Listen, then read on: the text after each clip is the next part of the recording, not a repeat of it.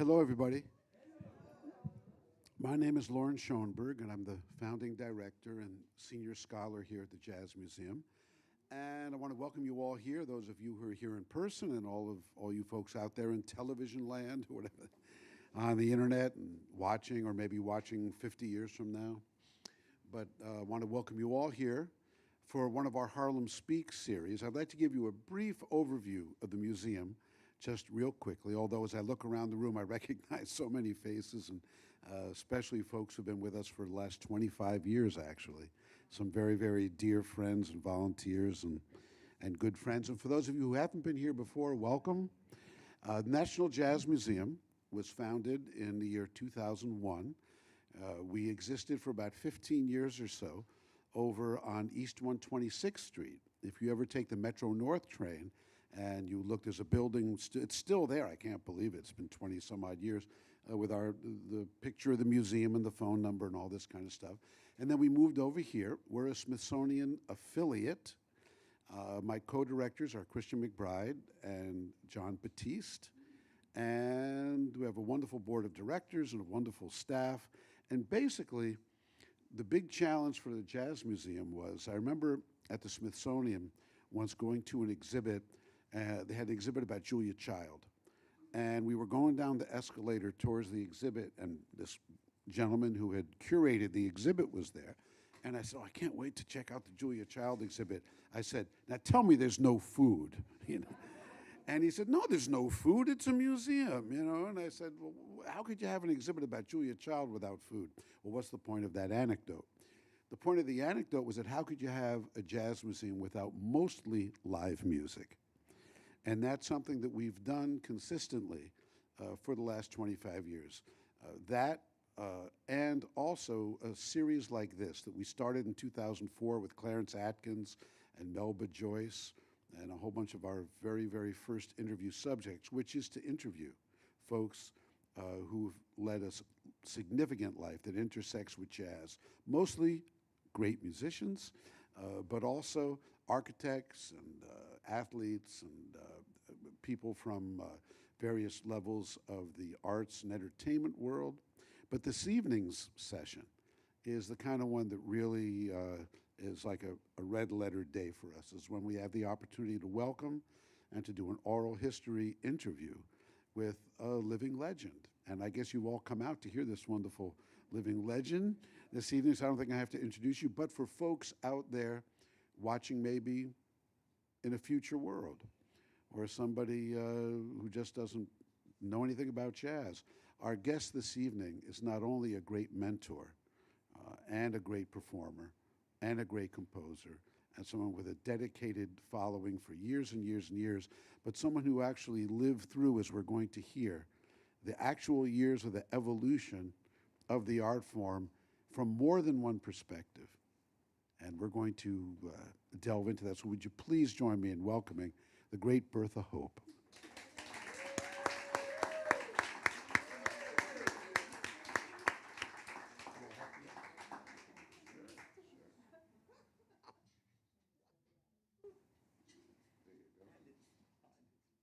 I'm sorry that it's so short. Yeah, I am too, but they wanted to put me in a shorter chair, and I don't think that was a good idea. Welcome. So happy to have you here. Thank you so much. You're welcome. It's an exciting day for me. Well, you've been to the museum before. You've played here, I know.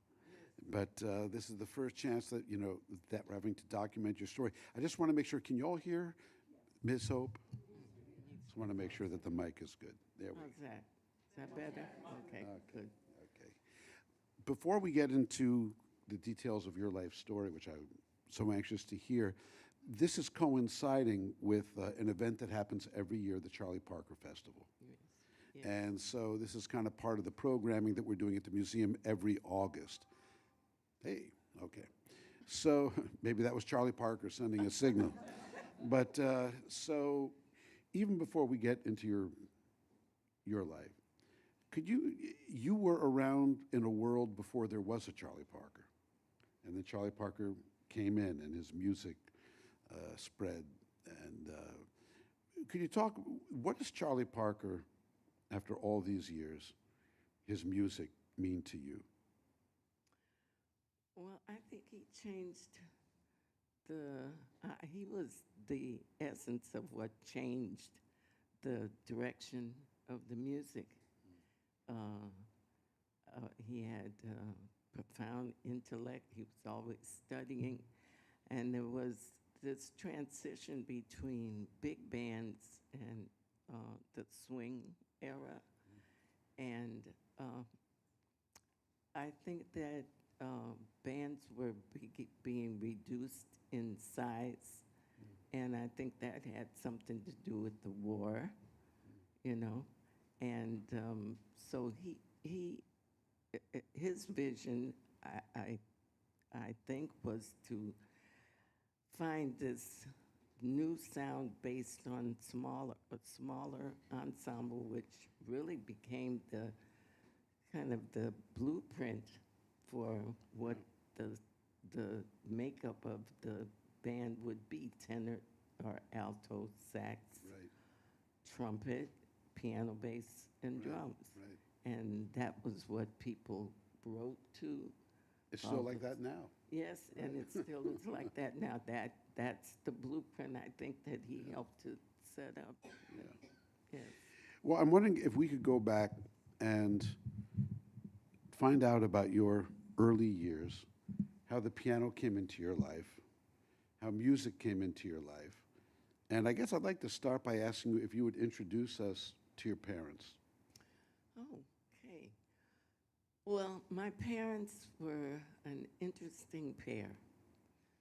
My father was 45 when he married my mother, who was 21, I think.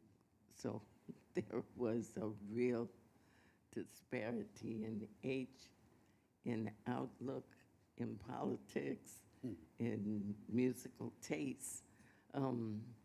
But there was a piano in the house, and it was at a time when everybody had a piano because a salesman said so. You need to have a piano. Right. But we had a piano in all my relatives had pianos in their parlors. My aunt had a piano. She was part of a singing group that my father had. They had a family singing group. And my mother was a dancer. Oh.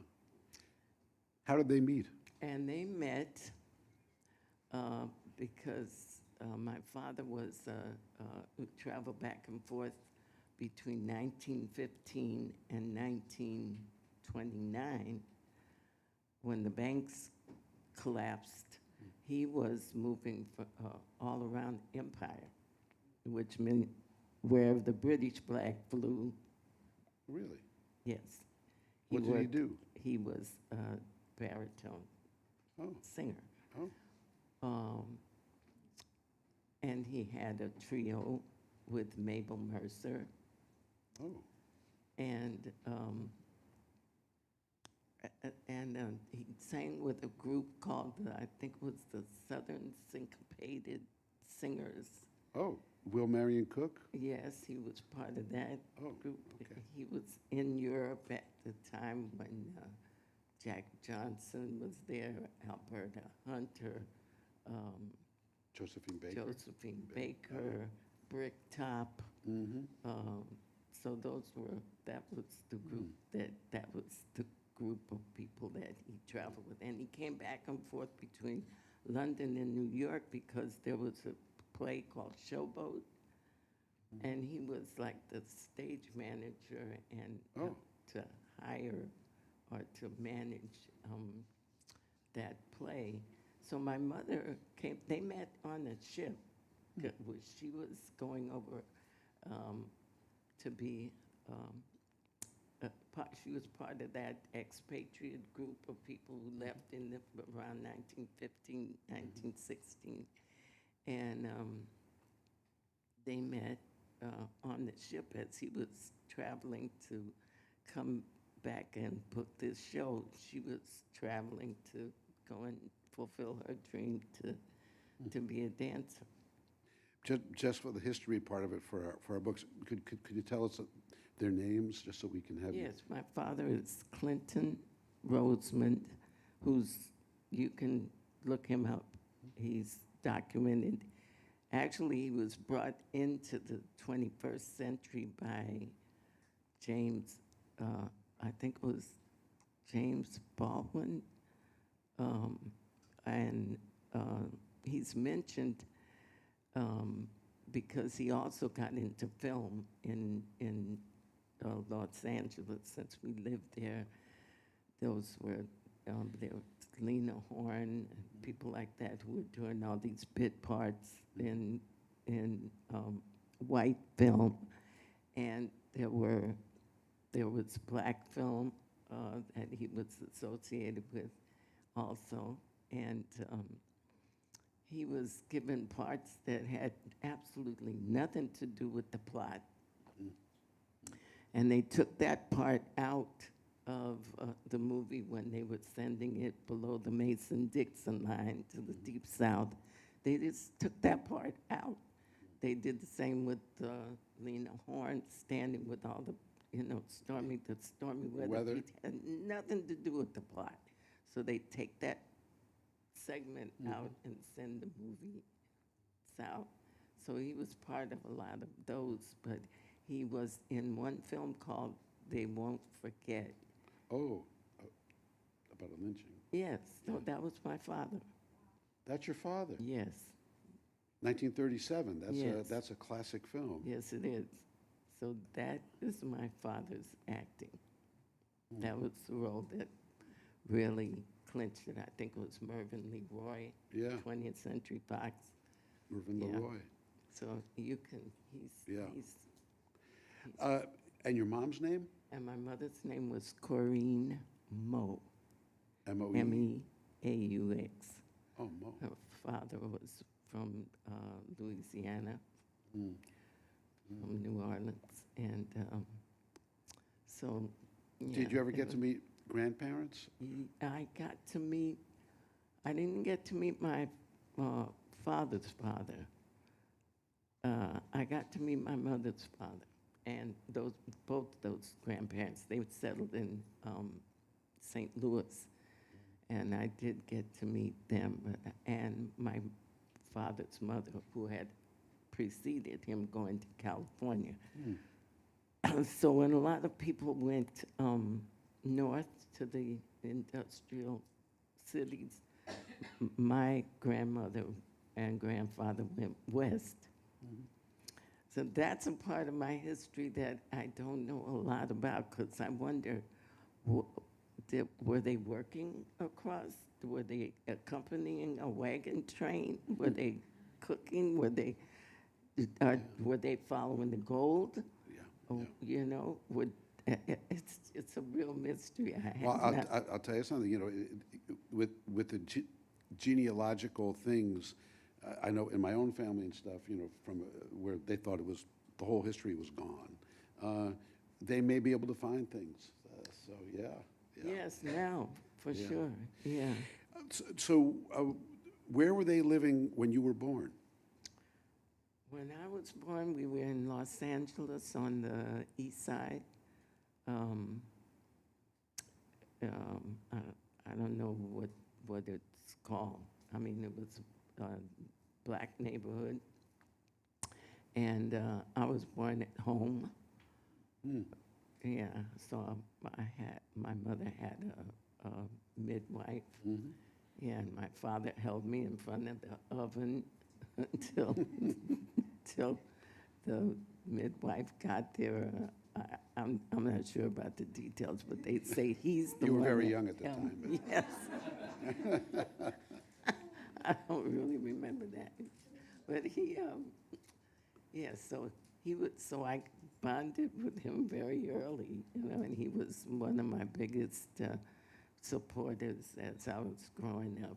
He was the first one to pay me for playing for him, as he did church concerts in Los Angeles, and he gave me, I think I was 12, it was 1948, $12. That was a lot of money for, no, $7. I was 12 years old. He gave me $7 to play for a church concert for him. That was a big day. Yeah. So you mentioned that back in those days it wasn't uncommon for people to have a piano in the house. Yes. But how did you actually start to sit down and figure out the notes and learn fingering and chords? And I mean, how did all that happen? Well, I have perfect pitch. At least it used to be perfect. As I traveled, I found out perfect pitch. It's a horrible thing, right? And it changes by degree depending on where you are in the world. You know, it's 438 some places and 440 somewhere else. But so I was able to pick out a lot of material because I could hear it. It's a blessing and a curse to have perfect pitch because you think you know a lot, but you really don't. It's your ear that knows, but technically or methodically or musically, the science of it, you know, you don't really, you're not reading. So so reading reading was a really hard thing for me to have to stick to, but I started to take piano lessons because my parents realized with that ear that's a gift. Someone told me that if you have perfect pitch and and something is out of tune by a quarter tone or something, it can make you feel sick. Or Yes, it does. Yeah. Or to listen to a song, and if you're reading the music for that song and it's written in a different key, but you're hearing it in a different key, that's maddening also. Right. And there are other people that say that perfect pitch really doesn't exist, that it's the repetition over and over again that makes you think that it's perfect, that you have perfect pitch, but repetitively your ear starts to hone in on what the pitches are. So that's up for grabs. Yeah. So how did the actual playing come about? When did you take lessons? Yeah. And who were some of the first pianists that you heard who tickled your ear that you wanted to emulate or that you had records of or heard in person on Central Avenue maybe or someplace? One of the first, I'm trying to remember who the first real pianist was that I heard, and I don't really remember. Let me take this off. Okay. Thank you. I'm sorry. Yeah. But the first people I heard play were in the church, because I played for the church. I grew up as Presbyterian, by the way, so I didn't get to, all the tambourine, all the fun music, the music that was the glory, the glorious part, and the part that shares kinship with the blues, I missed in my church experience. But I ran a junior choir, and there was I can't really remember the first person that I heard, but the first people I heard on record were Duke Ellington playing the piano. So that was really the first I heard.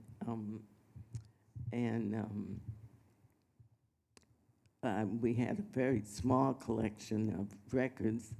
Then I heard Horace Silver on record. That's somebody else that I enjoyed so much, his style of writing. And I remember being influenced by him, but the real influence came when I was about, I think, 15, and I wasn't taking lessons anymore, but I was in a really great music program in the public school at that time, You could pick an instrument. You could take it home over the summer. It was totally free. You learned, could just play free form with it over the summer, and then you were in a class in September when you went back to school. So I went through a lot of instruments. Violin, I learned a little bit about the violin. I never played any of these instruments well, but I learned how to play viola and read in a different clef. I played cello. I played clarinet in the band so that I could be in the marching band. That was at a time when girls were not allowed to play any horns except for clarinet and flute. No girl was ever offered a saxophone, so that's why I'm so thrilled to see women saxophone players now. In my day, it didn't happen. I knew only one woman, and that was, oh,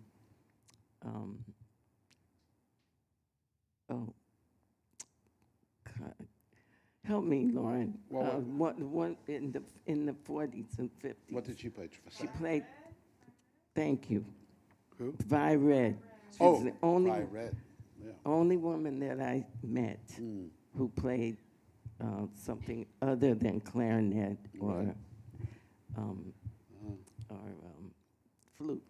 And I think that was because her aunt was a very influential musician in the Los Angeles area. And she was a teacher, and I think she said, you can play anything you want to play. I think that's what happened. She was really great, who didn't get a lot of attention because she was a woman.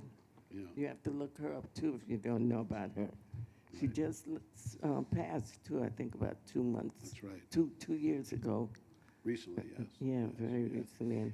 So when did it start to become clear to young Bertha that maybe you actually wanted to do this for a living, and it wasn't just being in the choir and band or in the marching school or the marching band? When did you, and how did your parents react?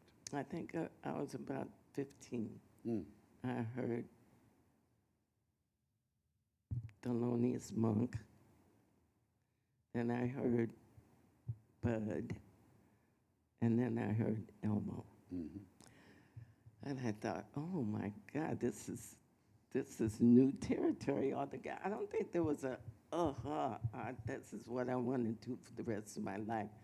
I just think that I knew that I was going to be a musician, but I didn't think of it about like becoming a musician. I just wanted to find out what that sound was. I just wanted to explore the music. So thinking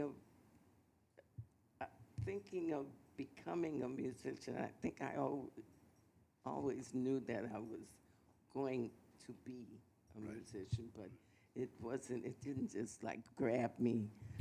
One day, all of a sudden. Yeah, right. That didn't happen. And I went to City College in Los Angeles and one of the people that I went into classes with as a classmate was Eric Dolphy. He was a neighbor. He also grew up in the Presbyterian church. He went to the same church. My parents, we all knew each other. We lived in the same neighborhood. So that was the beginning, the real beginning, I think. Also, Billy Higgins was another person that was a classmate. So I met him very early, and he and I used to share the few records that we had. And it was one of his friends that gave me the Bud Powell album. He said, "You're not gonna want to give this back, I know." But that's what happened when I heard those three musicians. I thought, I want to find that sound. So I think that's when I started to think. And then Johnny Otis, I worked with in the Johnny Otis band on Sundays. Western Avenue. I remember the club was on Western Avenue. I can't remember the name of it. I'm curious about him because he was passing, or he was Greek, wasn't he? Yes, as far as I know. And Yeah. I- He was a guy who I guess the world thought was he only hired African American players, and he kind of lived in that community as far as I understand. And then it turns out that he was actually Greek. Yeah, And he right. chose this as his musical direction. What was he like? You know, he's an overlooked figure, but a very important one. Well, he was very gracious. I mean, he took real good care. Little Esther Phillips was in the band at the same time. So Oh. she was 14 and I was 16. Oh my Lord! He made a commitment to my mother to keep me away from the bar. And he did. There was a table set up for little Esther and I to sit away from the bar, away from other customers. He was very, very good about that. He paid on time, you know. He was lovely to work for. I mean, it was one of my very first working experiences, so I didn't have much to compare him to. I don't think people listening to the interview might not know how big Johnny Otis was at that time. Yeah, And he it's right was. in that transition from like not quite R&B-ish, but like somewhere in there as the music was changing. And man, I mean, your folks, you're very young to Yeah. be in a professional top flight band. Yes. Man, yeah. Yeah. I'm You curious. know him that well, you know. I'm just saying how Right, how right, he right. treated me. No, and sure, how, of course. Yeah, so I didn't know so much about his impact then, Right, it was just a gig. but it was one I'm of the curious first. about Billy Higgins you mentioned, because I'm not here to tell my stories. You want to hear yours, but I'll just tell a 43-second story. I went to, there used to be a club in New York called Lush Life down in the village somewhere. And this was probably 45 years ago or so. And it was a snowy night, and I was very young. And I went in, and like 4 people in the place, and Chet Baker was at the bar, and nobody wanted to go near there. And then it was, the band was Clifford Jordan with Cedar Walton, Sam Jones, and Billy Higgins. And this club, it was kind of like only 4 people there on a snowy night, and Billy Higgins started to play the cymbal beat, and all of a sudden, like the room became alive. You know what I mean? Just that smile and that beat of his. You know what I mean? And that's when I kind of realized that musicians are healers, and that they can change how you feel and your heartbeat and all that. Did he have that kind of, as a young man? Was he already kind of like Oh, yeah, he was wonderful? a joyful guy. The mic. Oh, I'm sorry. sorry. It's okay. He was a very joyous kind of person. Yeah. He used to take the sticks and bang on everything that he passed by in the street, on the fire hydrant, Right. on the tree, on the fence. He would roll the sticks down the fence. God. You know those wire fences. Yeah. The sidewalk. He just everything. He was just fun, and he could just kind of light up. He lit up the space around him just as a person before he had drumsticks in Yeah. his hand. Yeah, he was fun to be around. And you Yeah. mentioned Eric Dolphy, and Yeah. again, I think a lot of folks don't know that before all the kind of more abstract music that he played. Man, he could play like Charlie Parker. Oh, he yeah, could do he was- all that stuff. What was he like as a young person? Oh, wow. Well, he was really serious. He was the kind of had a serious mentality. We gotta practice those scales. You gotta stay on those scales. Practice those scales, Bertha. Get those scales on your fingers. That's what we gotta do. Keep the scales going. Keep the scales going. So I would practice scales with him, and at that time, that was when the band, the Clifford Brown, Max Roach, Yes. that band was being put together. So I was privileged to be able to sit and listen to them practice after we came from classes. They were, that was like a lesson every day for about 2 or 3 months. They practiced almost every day at Eric's house, and he lived 3 blocks from me. Actually, we used to carpool because one day I would take my car to school, and the next day he would take his car. Save gas and yeah. I should mention for the collectors out there is actually a rare recording of Clifford and Max's group with Eric practicing at their house. Oh, really? There's actually a recording of it, which is kind of shocking. Oh, wow. But, well, okay, so you're hearing all these things. You mentioned Monk, and you mentioned Bud, and of course, Elmo Hope, of course. Can you start to trace that progression, how you started to really hone in on that sound, and of course, would like to know how you met Mr. Hope eventually, and how all those things happened. But I know that there's other parts of your life story too. So if you could take us through that, that would be wonderful. Where do you want me to start? What happened? Where do you want me to start? I have so many questions. You do. You mentioned before, no, because this is not enough time, but that you mentioned that you heard a recording of Monk, and you heard a recording of Bud Powell, and then eventually Elmo Hope, and that there was something in there that tickled your ear, or that you just said, this is what I want to start to go after. And how did all that happen? And were you thinking of having a trio of your own, or? I did have a trio of my own. Actually, it was, that's drummer, Dave Pike played Vibes, was in one of my first bands.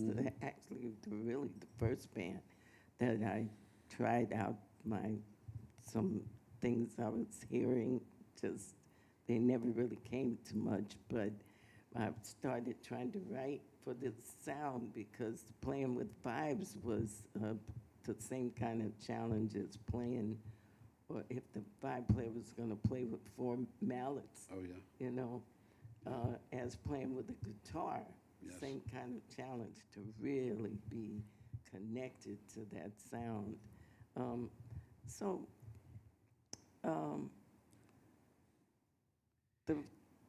The things that I had a band just that rehearsed every week, and we never got any work, but it was just kind of like a rehearsal band. But I met Elmo in Los Angeles. He came. He was there with Chet Baker. He was in the Chet Baker band. And when anybody East would come, he was one of the first called piano players to be in the rhythm section. So I first met him when Sonny Rollins came to LA. And I think that was at the Celebrity Club. I'm terrible about names. And they had recorded together in New York, or maybe this is before they recorded together, I guess. It could have been. No Mo and all those things. Well, he may have done those before because, he left. Part of why he left was the horrible cabaret card situation, which never really got completely resolved. So he may have done a lot of those things before he left. Right. That's where I met him. So I went to hear Sonny Rollins and Elmo at this club. Its name I cannot remember. And that was a breath of fresh air. My God, that was the beginning of being able to hear this East Coast, West Coast, and the kind of differences that there were in the sound, and who the influential people were that I was hearing on the West Coast, and how different and alive the East Coast sound was in comparison. So I just started to practice and try to find the music, you know, on the records, and still, but I didn't see anything written by this time still. And still, very often, I listen to records to learn what's going on now. You know, I don't, before the real book came along, and I found out how many of those were wrong. They're all wrong.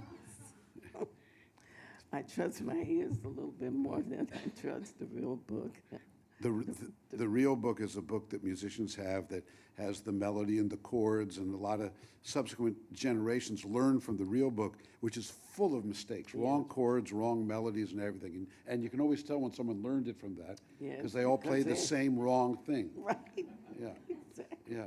But what was it about Elmo Hope that, well, that led to your fascination with him and that led to your marriage? And I'm wondering if you could talk specifically about the fact that among musicians in those days, you know, they talked about Bud, they talked about Monk, and they talked about Elmo Hope.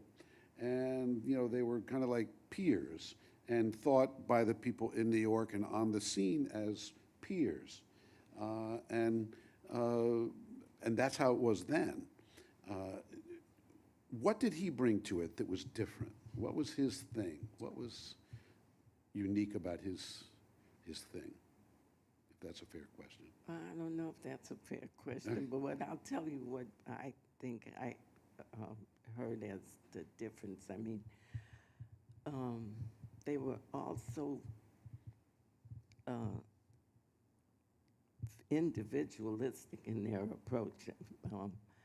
Bud had this rapid, his lines and the integrity of the left and the right hand. He had this fiery kind of approach, I thought, and very interesting melodically, and how he voiced his chords and these dissonant chords that just happened out of the blue and then back into something very melodic.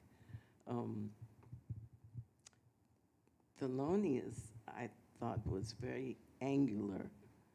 You know, he had a very angular approach. And he found the secret to the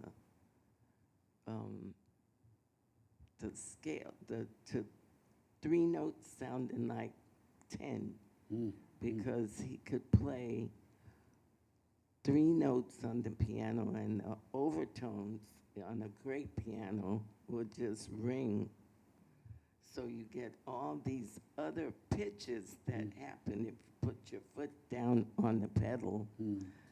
You hit 3 notes, and all these other notes keep on ringing. And so he could make 3 notes sound like 10, to me. I mean, that's what my ear heard. And very danceable. All of his family that I know, they said they danced to his music. And I think we forget that this music was dance music in the beginning. Amen.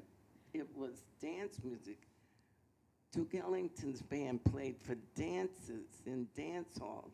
Count Basie played for dances. You know, all those bands. Benny Goodman's band played for dances. Count Basie, Benny Goodman, and then after that, the Billy Eckstine band. They all those bands were dance bands. So that's what If you just get on the mic a little softer. Yeah, I'm losing my voice. That's okay. I mean, I have a voice problem, really. Well, then use the mic. Yeah, so I have to keep the mic up. I'm sorry. No, it's okay. It's okay. Okay. But it was dance music. You know, I've always wondered, and I'm wondering if you'd agree, because it would mean a lot to me if you did, but if you don't, it's okay, that I don't understand, in a sense, what's happened to jazz music in a certain kind of way. How can you listen to Monk's music, for instance, or any music like that, and not want to dance, and not want to move? And there's evolved where everybody just sits like this, and the music is like this, you know what I mean? It seems like maybe you don't necessarily have to dance to it, but the physical motion part of it, my Lord, how can you listen to that stuff and not move, you know? It's, Yeah, I understand. yeah. I agree. I don't know. I think what's happening now, the sound of the music is taking a twist. I mean, Talk about that, please. there's a group of really dedicated musicians out there. I mean, oh my God, they can go to the library and in 2 or 3 hours, hear almost the whole record, sample, Right. the whole record. Oh, I shouldn't use that word sample. I didn't mean to use it like that. What I mean is that they can hear Right, right. what's been recorded from around 1868 to forward. They can hear the whole evolution Right. of the music and see where the dancing is, and I think we've become slave to this technology. Yeah. And what I'm beginning to hear now, more often than not, is this group who are going to elevate the music and take it to somewhere else. But it's going to be minus a lot of melody and that danceable feeling, because around the time that it was born, there was no music in the schools anymore. Yes. Music had been taken out of the public school ear. So I always said that if that group ever got exposed to melody, they would have the whole package. Yes. But all they have really to go on is what they were left with. Right. And that was the beat and this feeling that, the heartbeat. So everything in one camp is going to take the music to a place that we don't know about yet, because they're really serious. And I mean, they are 16 and 17 years old. I've gone to these music camps, and they're outrageous. The other group is the group that got deprived, and they're now at this, making everything the same beat. So you hear the same beat over and over again, no matter what the song is. Right. They turn it into something that is only this one beat. Which is the antithesis of all the great jazz music, right? Yes, that's what. Right. Yes. Yeah. But now, you described before, you gave us a wonderful description of Bud and of three notes and the overtones of Monk and all that. But now tell us about Elmo Hope. Okay. And what his contribution was and what made him so respected as in that very special group of people. Well, Elmo, and this, I'm repeating something now that was told to me. I wasn't there to really witness this, but this is my feeling also, is that he had the more personal point of view and very, very intensely introspective. So it's like no regard for any other horns or any other people that would play the music. The music just had a different flow. And I understood that he played at one time like a little bit more like Bud, but he left New York very early. He married young, and he was working in the Territory Band, the Joe Morris Band, and that meant that they were in the South in a certain territory, and he would come back to New York and have money and take care of his family, and Thelonious and Bud were starving, They were, you know, they weren't making any money, but they were discovered before a full 7 years before Elmo was recorded by, I think it was Blue Note and Prestige. They, Thelonious and Bud had already recorded. Right. 7 years before. So he had a different, he was making a different contribution after the fact, recording. But I found his music to be pensive and hard to play, really hard to play. Very challenging, more than just, still challenges me. And there's still quite a few of the pieces that I still don't quite understand yet, but that will go on for always. Even the songs that I know, I keep on going over to find ways that I can upgrade them without making them soupy or trashy, you know. But I do want a younger generation to be able to hear it, you know. Yes. And sometimes you just have to make some sacrifices in order to get them involved. Yes.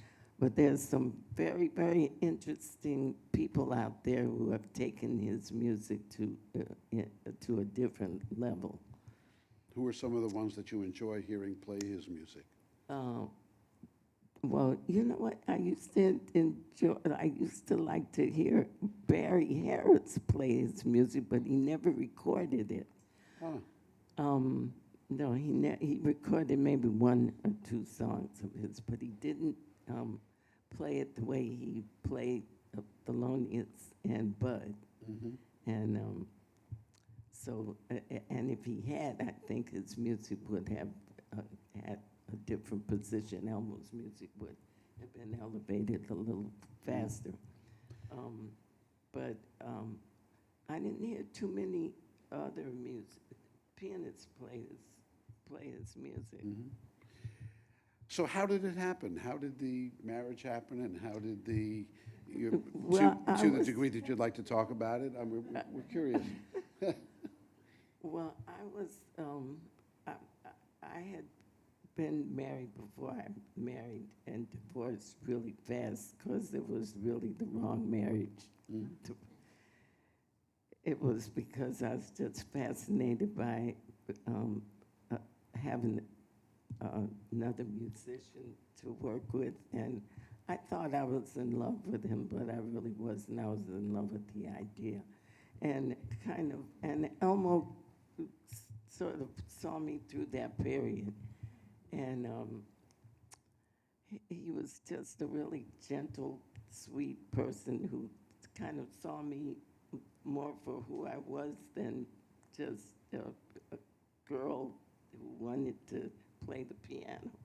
So I started to show up at all of his gigs, you know, and I started to learn his music.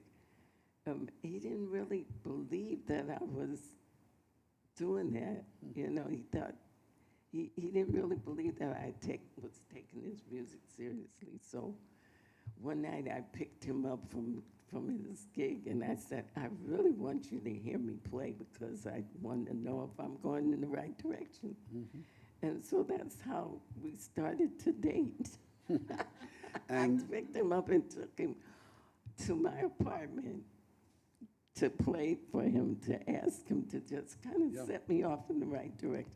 And he did, and we started to see each other after that. And where was this, and what year? This is in Los Angeles in 1960. I see. So what's happening?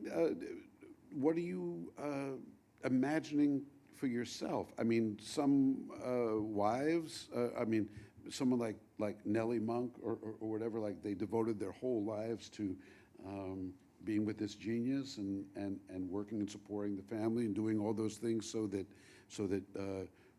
in a, I want to say a subservient role, but you know, not having a career of their own. I shouldn't talk about Nellie Monk and all these things because I didn't know her.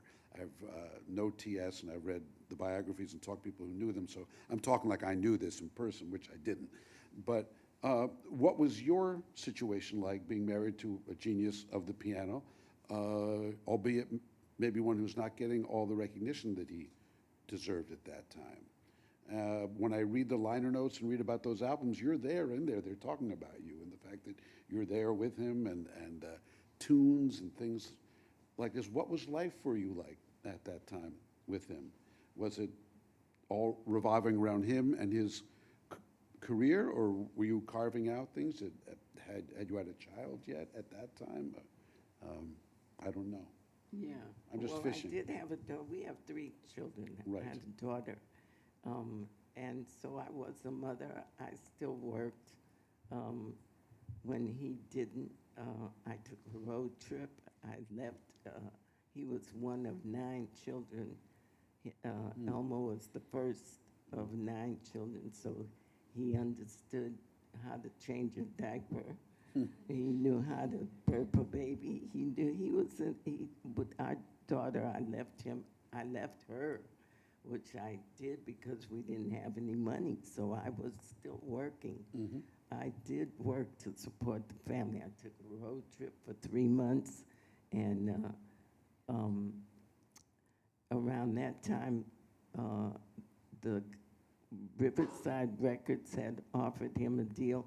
Before that, David Axelrod had offered him a deal in Los Angeles. He had gotten into some substance abuse issues, and David, I don't think, believed that he was finished with the drugs. Anybody who could look at a person and know that they had been using drugs and then see them when they weren't using drugs could see the physical difference. But I think he wanted more than that. I don't know what would have proved it for him. I also got involved in some substance abuse myself for 2 years. I was like, what is going on here? Why aren't I enough? You know, kind of feeling. But my choices were so limited till I said I cannot do this. So 2 years, and I was in and out. That's just the truth of the matter. Let's be honest. Yeah. Right. I mean,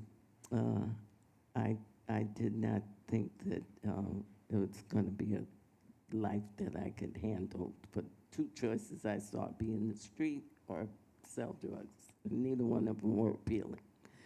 So I just stopped. But I never stopped working to help support us. Yeah, Right. always.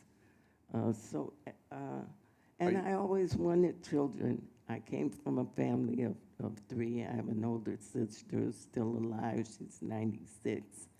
I have a brother who's still alive. He's 86. Oh, you got good genes. Yeah, I'm grateful to have them still here. We're all of us are still alive and in fairly decent shape. We talk all the time about how strong you have to be in order to get this old. Right. So, Where were you living at this point? In New York?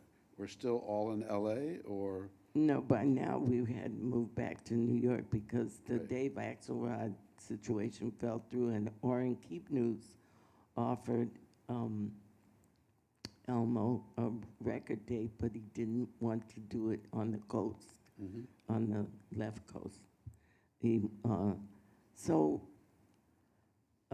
After one of those road trips, I was stranded in Florida, and that was our last job was supposed to be in New York, and it fell apart. So the band, most of the band went back to Los Angeles, and I talked to Elmo on the phone. He said he wanted to take the Riverside offer.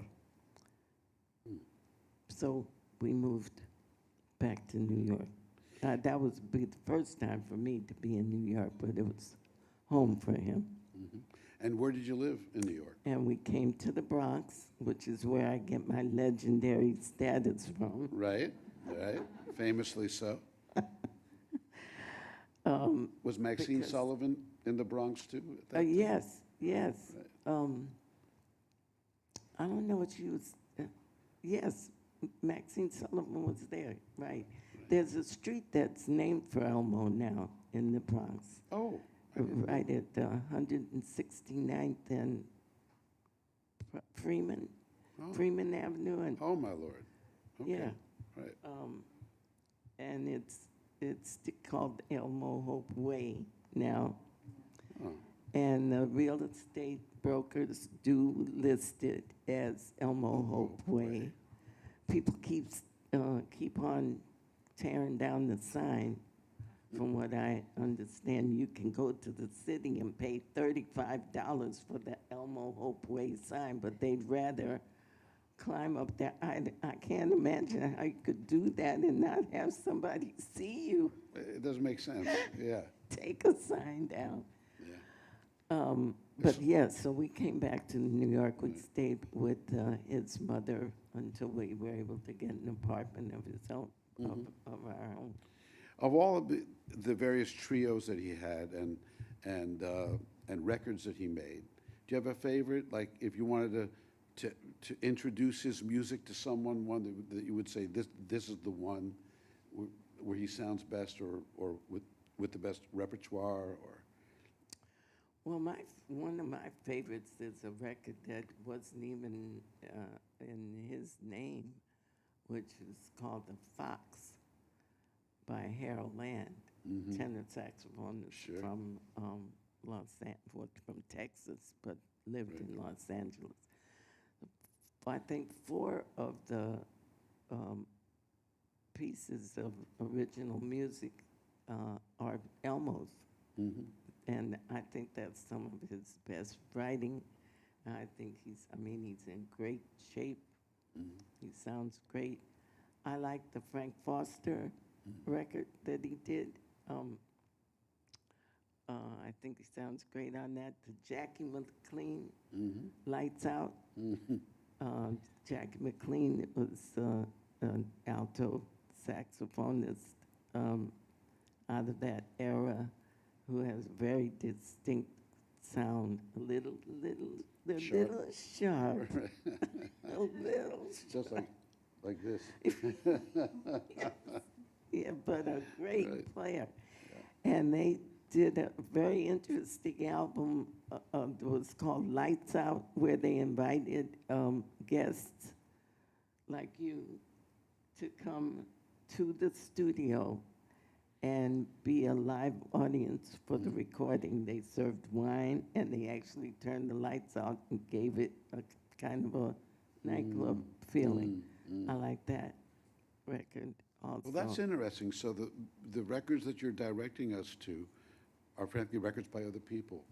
Yeah, And, right, most of them. right. Well, there's one that's, No, I was just going to say that, one of the things that's missing from a lot of piano trio records, and people don't think about it, is that a great pianist is also, as you know, a great accompanist. So to hear him comp for these people, whereas like in the piano trio records, they don't comp so much because it's just the bass solo, maybe they play some high notes or something. Right. But to actually hear, someone like Elmo Hope comp, which means a company play the piano while the other musicians are playing, I think that's why musicians love a great piano player. because of Not the just way the they, solo, but the way that they accompanied. He was such a master of that. he really And it's funny that that's how you chose the records where we hear him in that context, too. And I think that was what influenced me the most too, because I comp better than I solo. Actually, I think. I think some people would disagree, enjoy but comping. right, I yeah. enjoy comping for, right. to give that support and to give the space and to figure out where the space should be and whether I should play color or if I should let the saxophone player play it. Does he play all the colorful tones in the in the chord? Does he leave that up to me? You know, I enjoy, I really do. I think that's an art in itself, Oh, is it to is, be able yeah. to do that. So maybe that's why. There is another record, though, the Elmo Hope Trio. It's called Elmo Hope Trio. And he has some very kind of like a rainbow of his writing. And Johnny Griffin did say to me that he was the one that everybody else used to wait for to hear what the next chords were going to be. And that they all went up to Mary Lou Williams' house to find out what it was that they were really playing. Come on in here, let me tell you, she would say. Right. Come on in here, let me show you what you all are doing. So see, what you just played there was an F13 with a flat at 5, because they were not doing that. And they wrote everything, Elmo wrote everything almost in no key signature. A lot of them were just sharps. A lot. The score was, you know, had sharps and flats instead of a key signature. Right. Yeah, hard to read. That's fascinating. So how did your, the Bertha Hope that the world knows today, you know, pianist and composer and all these things that you've been doing for so long, how did that start to evolve out of the years with Elmo Hope? And how did you navigate that? And how did all that happen? Because you were playing a secondary role during his lifetime. And long after. And long after, right. Yeah, so, well. 20 or 30 years, I would think. It was not until 1982 that I taught in the elementary and I taught some workshops in elementary school, but I taught Head Start in a Head Start program, which got petered out sadly because it was an absolutely great program. And so I did music. I had another teacher in the classroom with me. She did art, so we had a music and art on the Upper West Side, which was a Bank Street laboratory. So on 112th? Was that on 112th Street? Or? Well, the Bank Street is, but the center where we were was on the Upper West Side, 90s. So until it was 1982 when I decided that if I'm ever going to play the piano, now's the time. I need to do this or stop thinking about it and just, you know, go back to school, get my master's and go into teaching.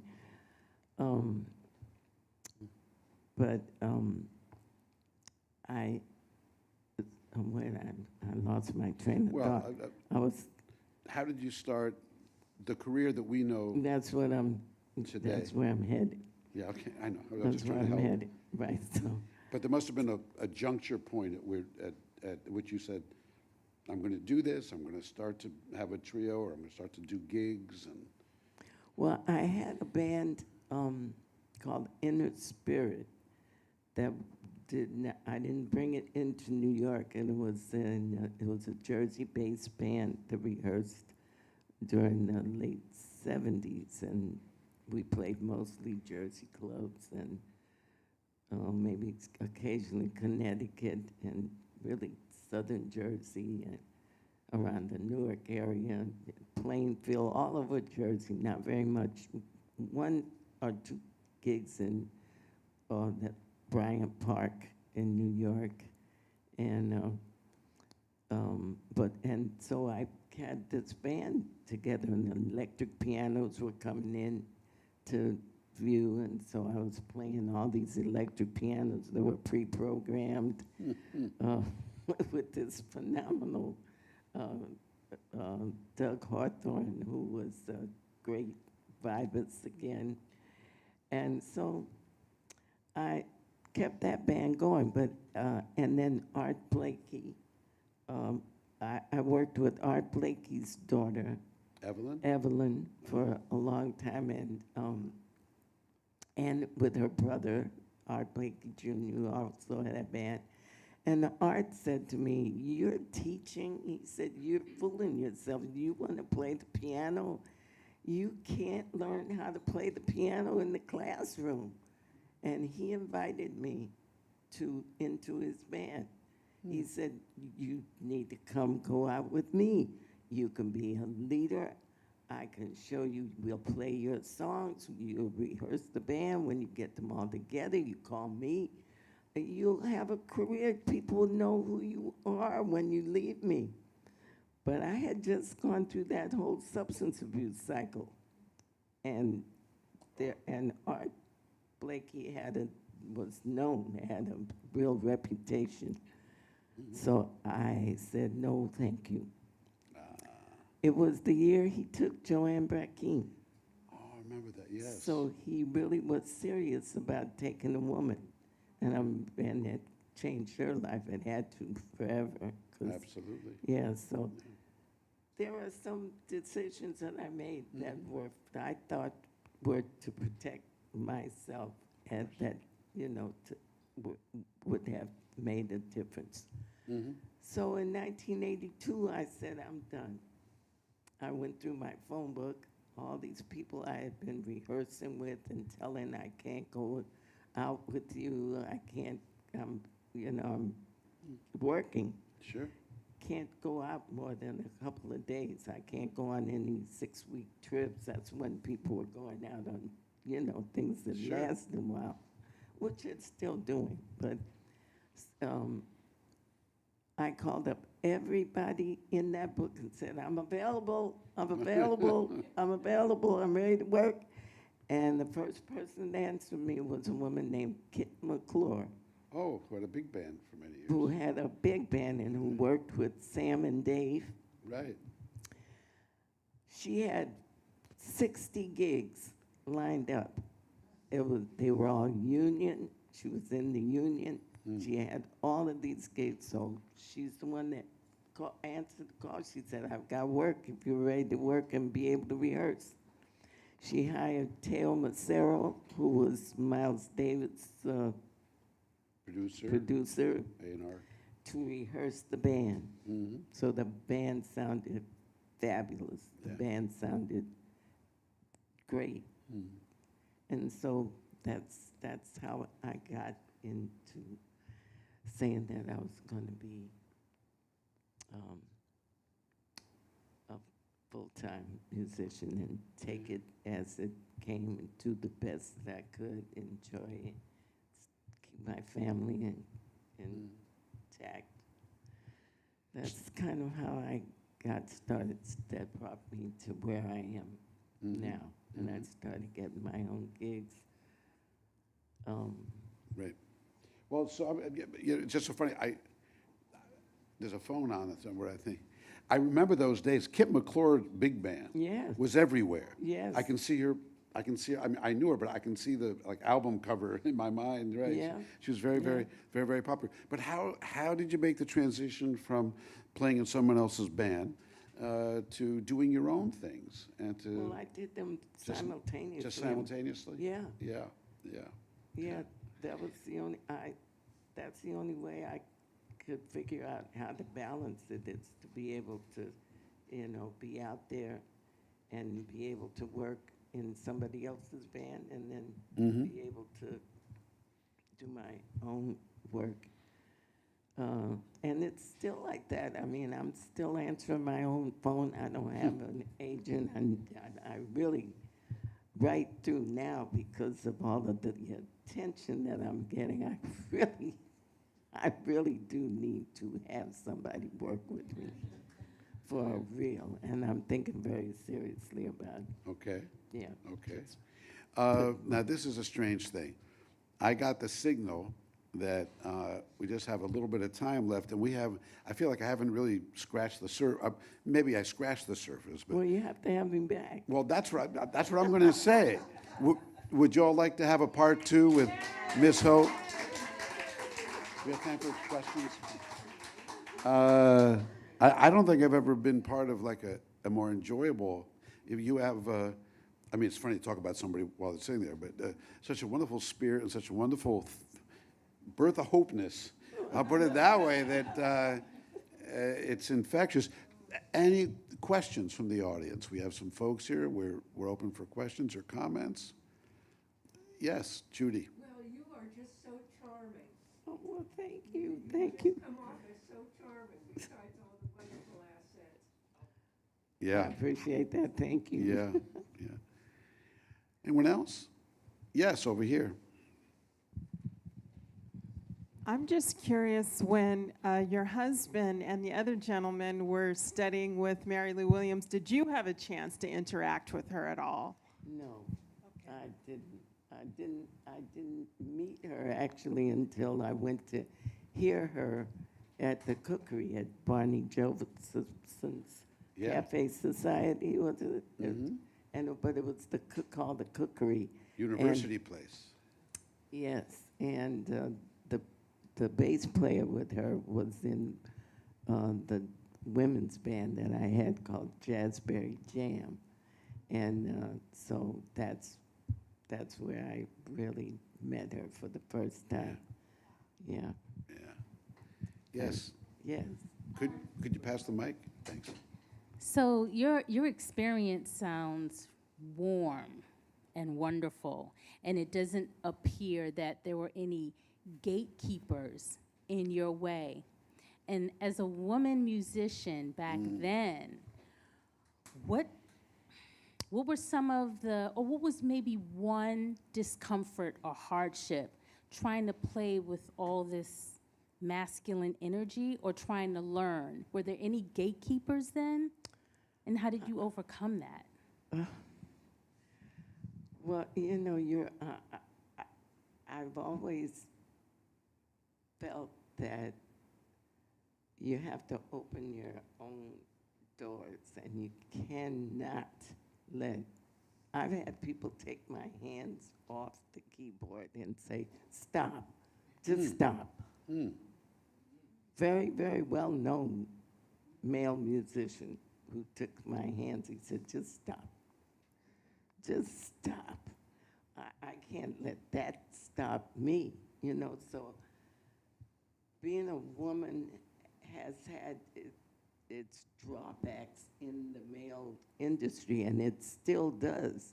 It still does because men run the industry.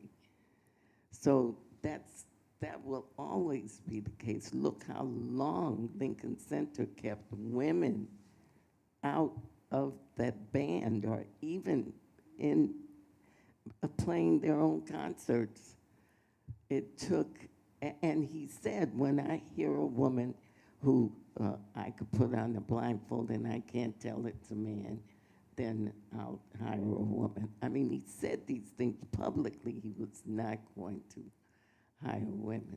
So it's always been something that I've had to just deal with and just knock it out of the way. I had a really good beginning because my father was my first influence.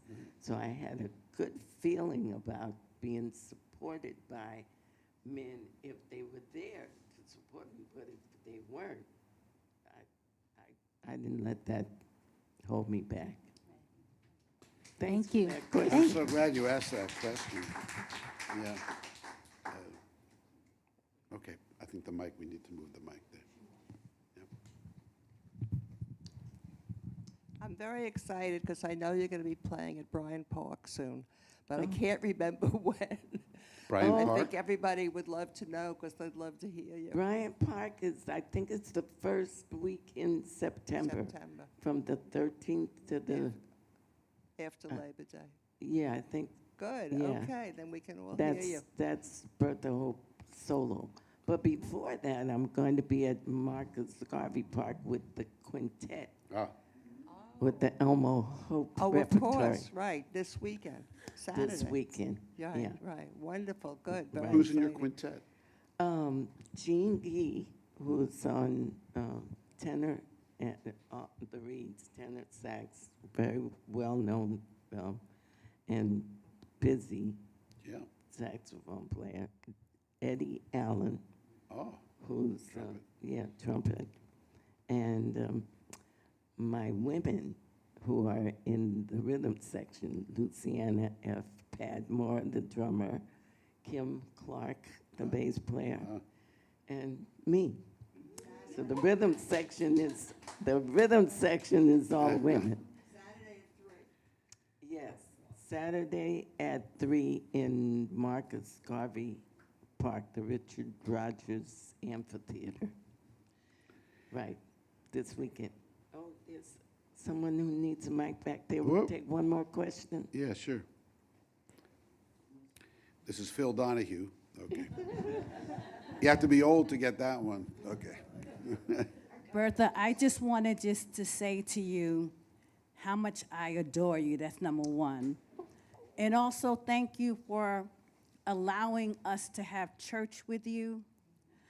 Thank you for being that next breath, because when you are a woman artist, you need that gust of wind to push you forward with our narratives.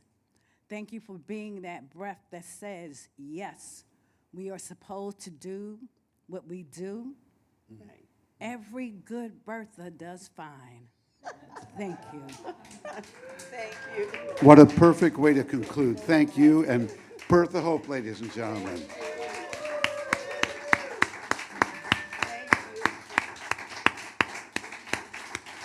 That was wonderful.